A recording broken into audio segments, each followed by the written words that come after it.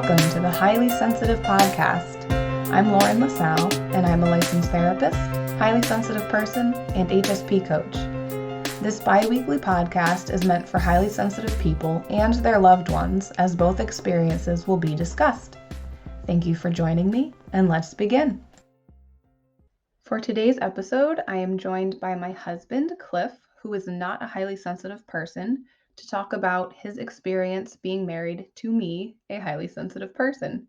To plan for this conversation, I showed him the HSP self-test, which you can find on hsperson.com, and he picked out the characteristics that he is most aware of in me. Now, before we get into the episode, I want to remind you that if you have any ideas for episode topics, if you have any questions for me to answer on the podcast, or if you would like to write an email sharing your story for me to read on the podcast, you can email me at lauren@laurenlasallecoaching.com.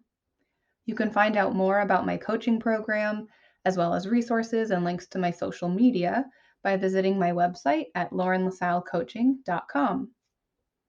All right, now let's get into the conversation. Happy to be here. All right, so let's get into the list. So the first one is I tend to be very sensitive to pain. Okay. Yeah, for me, dealing with that, it took a while to get used to. I work at a factory and you get like small cuts and things like that all the time. So that one definitely had a learning curve on what actually hurt, like you physically or in general, like when you like stub your toe or whatever, and how strong you'd react. I think because a lot of times with me, when I do something like that, I try and keep it in and, just wince a lot and walk around, and you're very vocal. And I feel like that also applies to when I'm sick. It tends to affect me a lot more than it would you. Mm-hmm. So I'm sure that was an adjustment for you to get used to also. Yeah. You like to let me know how you're feeling.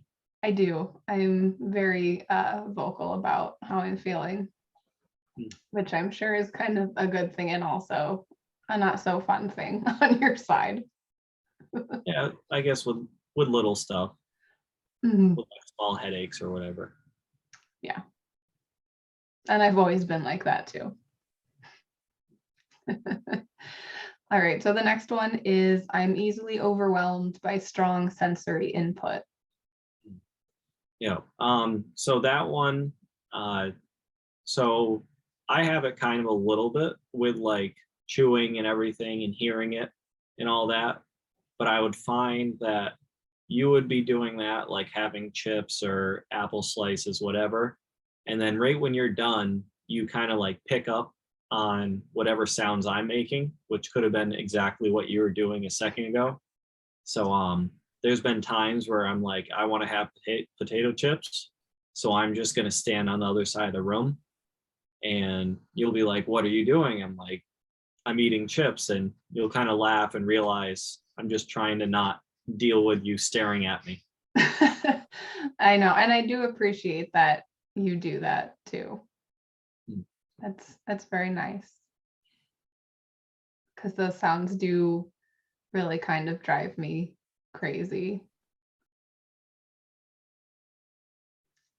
Okay, the next one is I find myself needing to withdraw during busy days into bed or into a darkened room or any place where I can have some privacy and relief from stimulation. I think with that one, I really noticed it most when was that our first vacation together, going to Disney? I think so. Yeah. I think so. And like, I remember like my mom loves to go to Disney. So we used to go all the time. And her thing was you have to get there when the park opens and leave when the park closes. So we were used to doing, full days in the Orlando heat and just pushing through it.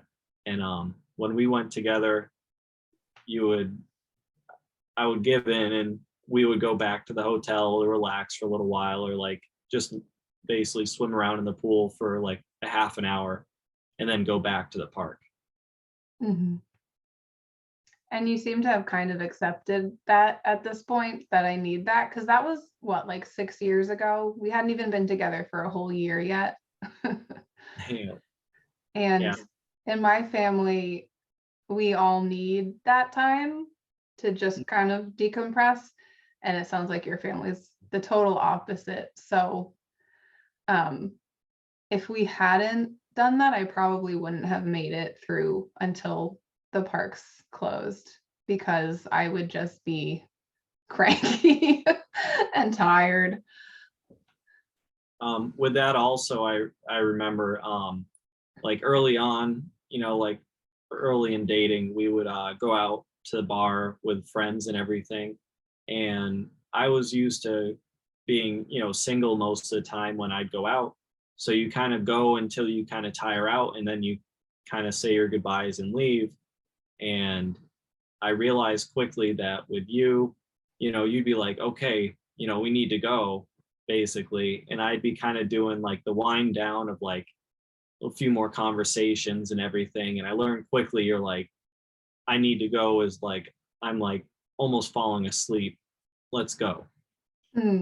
Yeah. And I think I've gotten better about like giving you more time to kind of say goodbye, because then when we were first dating, I think I felt bad being like, all right, I need to go. So I would just hold out until I couldn't take it anymore.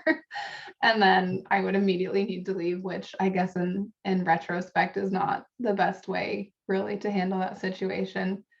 So now I definitely make it a point to kind of notice when I'm hitting that point and then be like, hey, Cliff, I'm going to have to go in like half an hour. Yeah. Yeah. And that gets pushed into like 45 minutes because it always comes up quick. Yeah. So the next one is, I am particularly sensitive to the effects of caffeine. So I don't know if you want to tell the story of you, like I heard about how you were with energy drinks, because now you just drink like 1 cup of tea and it usually isn't even caffeinated. So. Yeah. When was this? In my early 20s, I think. I was introduced to energy drinks, and I don't think I even drank caffeine before that.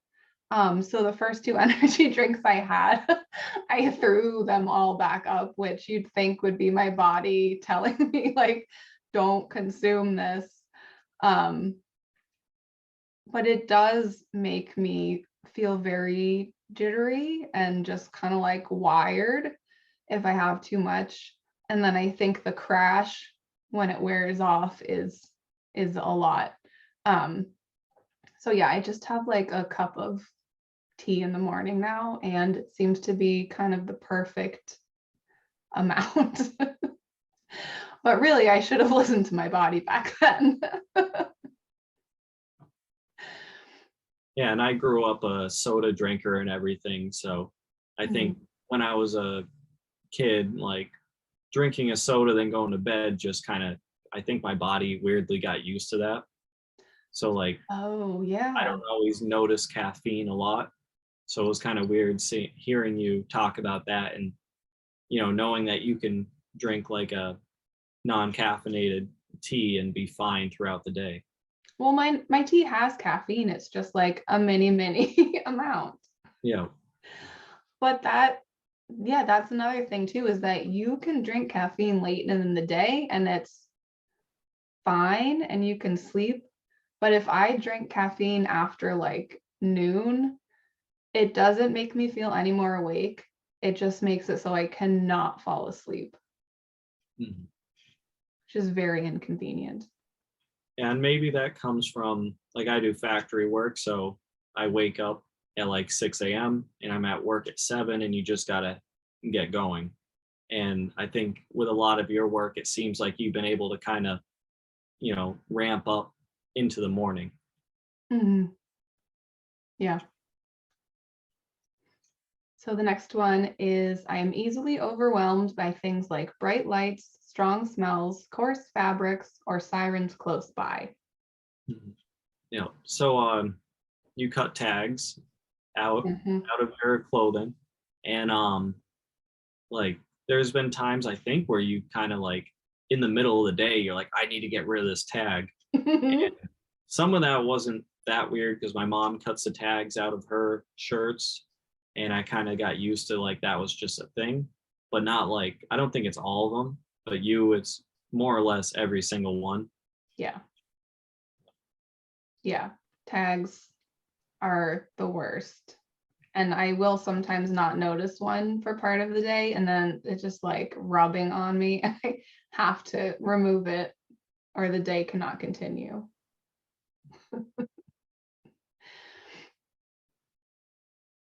All right. Let's see. The next one. I am made uncomfortable by loud noises. Um, I think it was I noticed it a little bit with going out, kind of like before talking about like big events and stuff like the Disney thing where there's just so many people.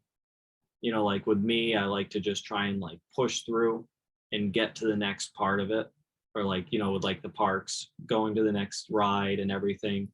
And I think you need to kind of like not just be in the big swarm of people Hmm. and get to that area, but just kind of like cautiously move through. Mhm. Yeah, it's a lot, especially big parks like that, because it's usually hot when you're there. It's usually loud. There are usually a ton of people, and it's just a lot to, like, I don't know, process and deal with for me. So I do need to kind of take it easy in those situations and have some like downtime if I can.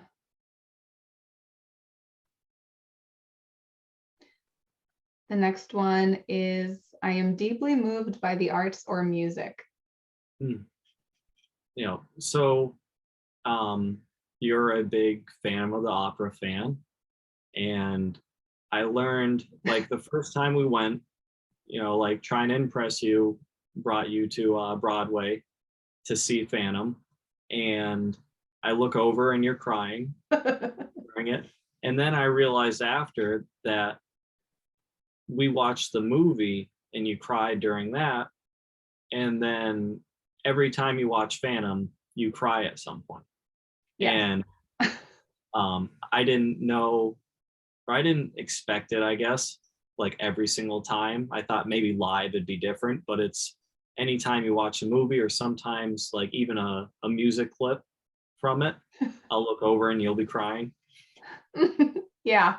I don't know. I mean, other things make me cry too, like other musicals, or especially if it's live. I think I get like really excited and then I'll start crying. Um, or like TV shows, but I don't know. There's something about Phantom of the Opera. I've seen it like I couldn't even tell you how many times. 3 times on Broadway. I've seen the movie a zillion times, and there's something about it that just really gets to me. And I think that was probably a lot for you to process. Yeah, it was a little surprising. Yeah. Well, and like some like TV shows, especially those reality shows where the people like Undercover Boss, where they're given, money or help for whatever. Man, those really, really make me cry too. Yeah. But especially the arts and music. I mean, I've done theater and I've played instruments for like pretty much my whole life. So theater and music have a really big part in my life. So I don't know. It kind of makes sense, I guess, that it would be emotionally, I don't know what the word is. Overwhelming. Overwhelming. There we go. Okay. The next one is I startle easily. Hmm. So Yeah, I learned that with when we got our first cat, he he figured out a good way to startle you a lot. He which isn't a good habit, but he jumps on the door frame at like eye level a lot of times, and he waits for you. I've watched him, you be in the bathroom and he'd just be waiting outside, and right when you open the door, he'd jump up, jump away and run. And it's like a game, and definitely startle pretty easily. Yes. But the funny thing about him doing that is that he is also highly sensitive, and everything makes him get scared. And yet he thinks it's so hilarious to scare me. Mhm.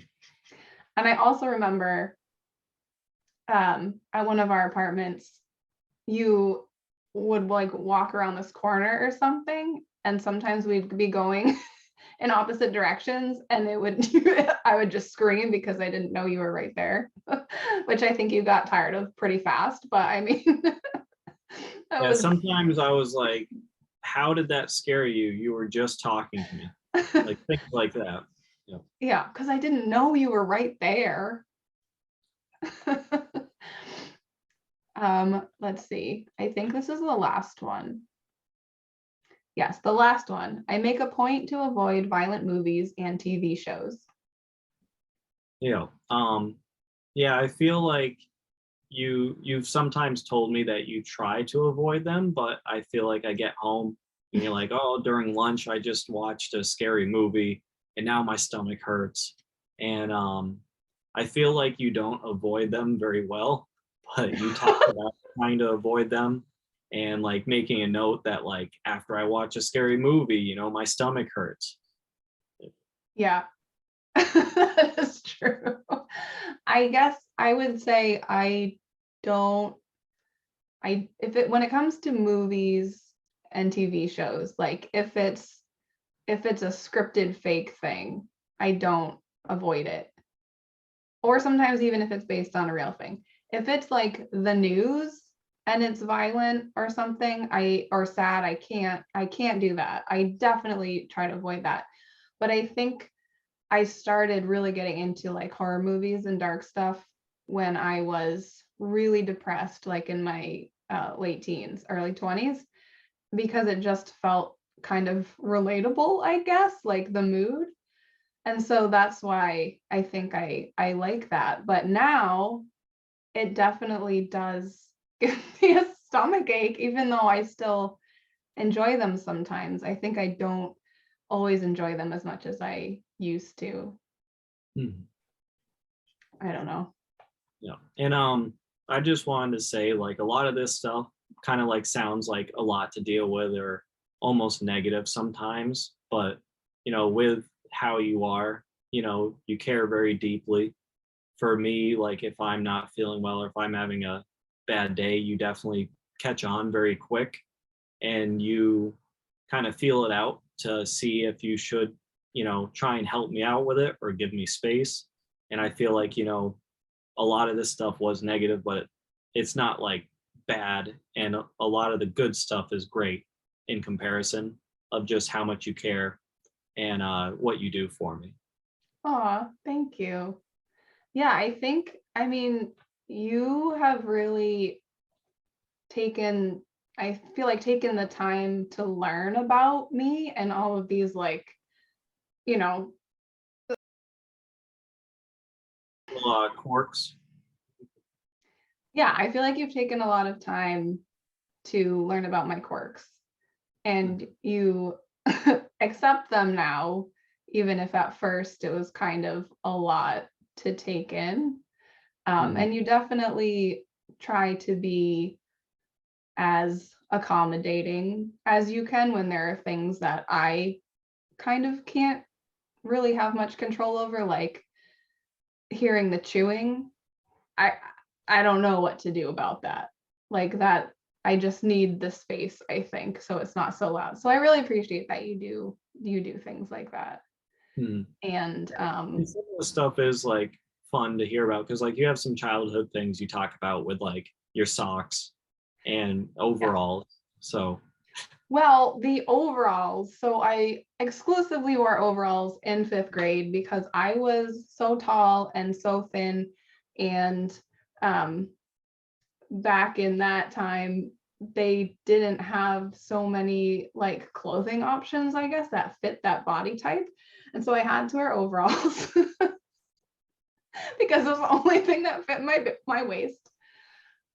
Yeah, and as a kid, I used to, I guess this was when I was pretty young, I would pull my sock away from my, like out, like the toe part out away from my foot and fold it over and then put my shoe on. And I think that might have been because of the seam. I didn't like how the seam felt.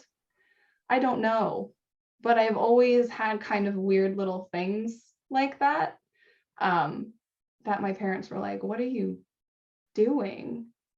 But I think you are aware of those things and you kind of understand where it comes from and you somehow know what to do to help me in most situations, I would say.